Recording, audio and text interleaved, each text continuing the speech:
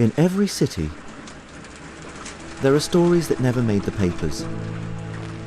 Not because they weren't important, but because they were inconvenient. They live in forgotten files, in half-finished investigations, in questions no one wanted answered. This isn't where justice always wins. This is where the echoes remain.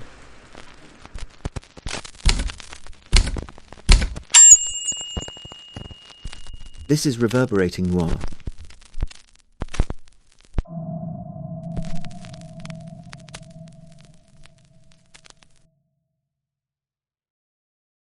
Some stories don't end, they just stop, mid-sentence, mid-breath, and the silence that follows is louder than anything that came before it. Welcome to Reverberating Noir. Tonight, a man who survived massacre, slavery, Antarctic ice, and civil war. A man who gave 40 years to a country that chose him. And the question that has never been cleanly answered, did that country or something far colder take him in return? The case of Captain George Colvocoresses, June the 3rd, 1872. A ferry, a gunshot, and a verdict that served everyone except the truth. Just past midnight, Long Island Sound. The Stonington ferry cutting through black water toward Bridgeport. A man stands alone on the open deck. 55 years old, a naval hero, heading home. Then a thud near the wheel guard, then silence. Then the urgent clang of the ship's bell. Man overboard. When they pull him from the water, he is already gone. A single gunshot wound to the chest. No note, no witnesses. Just a revolver lying cold on the deck where he stood. And just like that, one of the most extraordinary lives in American naval history ends, not with ceremony, not with honor, but with a question nobody has ever fully answered. To understand why this death matters, you have to understand who this man was, because the life of George Colvocoresses doesn't read like history. It reads like something someone invented to make a point about endurance. Born on the Greek island of Chios around 1816, 6 years old when Ottoman forces descended on his home, the Chios Massacre of 1822, 20,000 civilians killed. George watched his family torn apart, then found himself enslaved. 6 years old. American Commodore John Rogers encountered him during relief efforts. Saw something in the boy, brought him to the United States. He was adopted by a Vermont congressman, given a name, given a future. By 1832, at 16 years old, he entered the United States Navy as a midshipman. From enslaved child on a burning island to sworn officer of a navy that chose him. That arc alone should be the whole story, but it's barely the beginning. The Seminole Wars, the Mexican-American War, and then 1838, the United States Exploring Expedition. 4 years at sea. 800 miles of Antarctic coastline charted. The Pacific Northwest surveyed. Territories that would one day become Oregon and Washington. He wrote about it. A book, 4 years in a government exploring expedition. A first-hand account of scientific history being made in real time. Ice fields that crushed ships, unknown islands, the edge of the known world. And when the Civil War came, Commander Colvocoresses took the USS Supply through Union blockade operations. Not a desk, not a title. Out there, in the water, under fire. 40 years of service. And by 1872 he was home in Bridgeport, Connecticut, a family man, waiting for his next assignment. His story should have been winding down with quiet dignity. Instead, it ended on a ferry boat, in the dark. Let's go back to that night, because the details matter, and so do the gaps. June the 3rd, Colvocoresses boards the Stonington in New York. He has just completed a business trip. Neighbours would later describe him as cheerful. Colleagues who dined with him that evening noted nothing unusual. No distress, no agitation, just a man heading home. Then, just before dawn, the thud. The bell. The body. The official explanation came quickly. Too quickly, some would argue. Investigators theorized that Colvocoresses, tired from travel, had been standing near the railing. His pistol, carried openly, as many officers did, slipped from his pocket. Struck the deck, fired on impact. The bullet entered his chest at an upward angle. A freak accident. The coroner agreed. Case closed.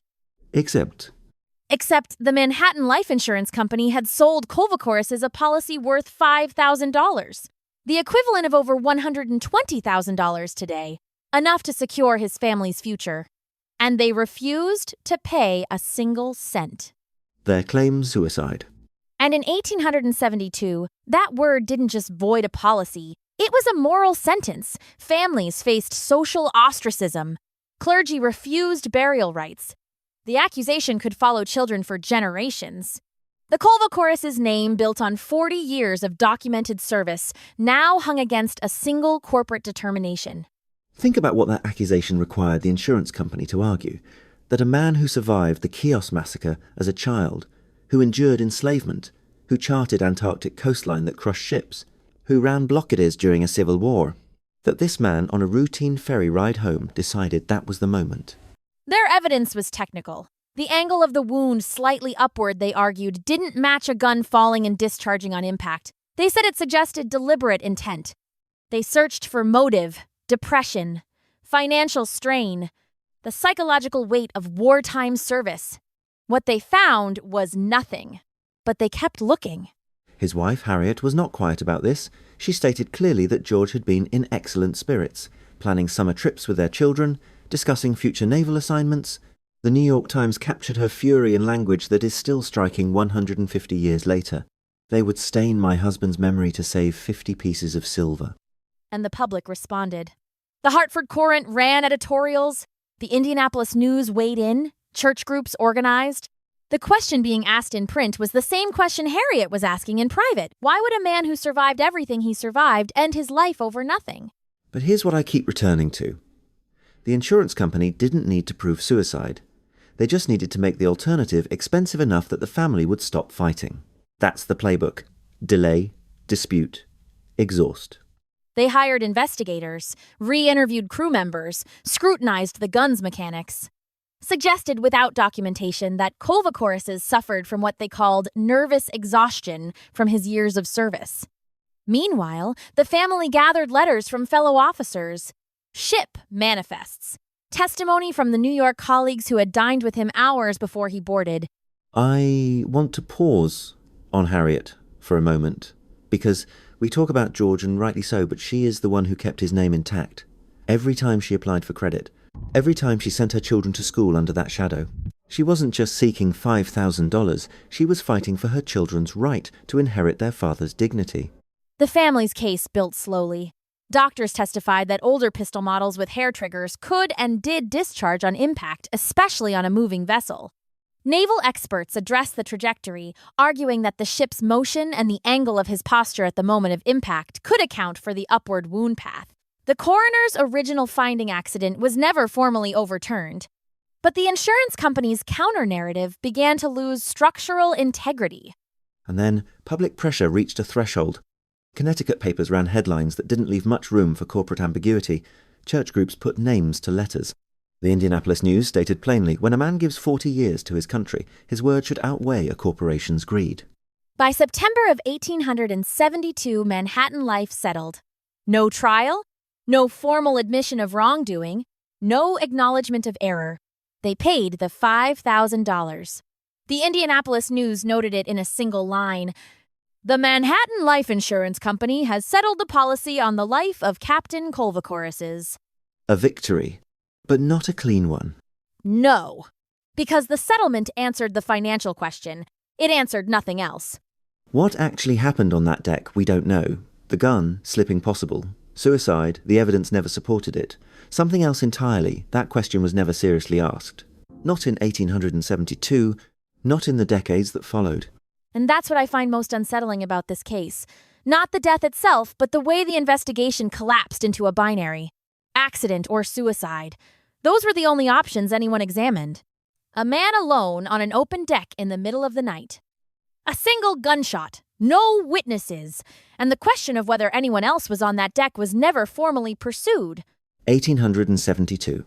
No forensics.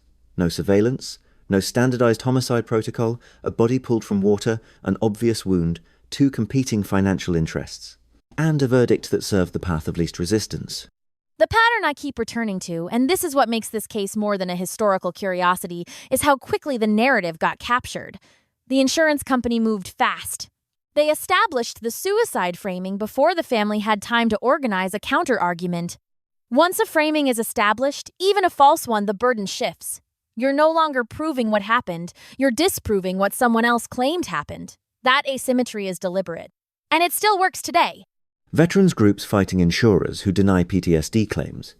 Families of first responders facing institutional walls when seeking compensation. The script institution versus individual. Profit versus proof. Power versus persistence. The details change. The architecture doesn't. What Harriet Colvocoresses did, organizing testimony, generating public pressure, refusing the settlement terms that would have implied guilt that's not just grief. That's strategic resistance against a system designed to outlast her. Most people in her position in 1872, with limited legal resources and a freshly dead husband, would have accepted a reduced payment and disappeared. She didn't. I visited his grave, Mountain Grove Cemetery in Bridgeport. The headstone is weathered but legible. Captain George M. Colvocoresses, United States Navy, born 1816, died 1872. No mention of the dispute. No record of the battle fought for his name. Just dates. Just service. And I stood there thinking, how many headstones like this exist? How many names were almost erased? How many Harriets fought wars we will never know about and won, and still left no trace of the fight? The Wilkes expedition, which Colvocoresses helped execute and document, laid the groundwork for American territorial claims in the Pacific Northwest. The Antarctic coastline he helped chart is now called Wilkes Land. His memoir informed naval officers for generations. His contributions are embedded in American geography, but the circumstances of his death remain officially unresolved. Some stories don't end, they just stop. And the stopping, that's where the real question lives. If this case stayed with you, if the silence at the end of it feels heavier than the facts, then you're already listening the right way. Subscribe to Reverberating Noir, we don't chase headlines. We follow the cases that didn't resolve, the ones that settled without answering, that closed without closing. Every week, we go back into the dark and we listen for what's still moving. Subscribe. Leave a comment. Tell us what you heard in the silence. Because the cases we cover, they don't stay in the past. A man boards a ferry. He has survived fire and ice and war and the worst thing human beings do to each other. He is heading home.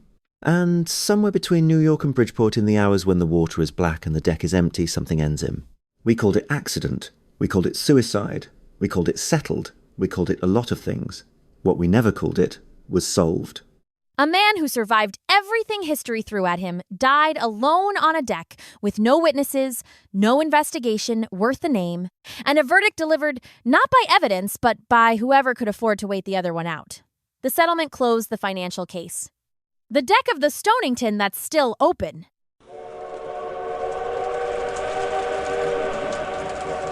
The recording ends here, but the case doesn't.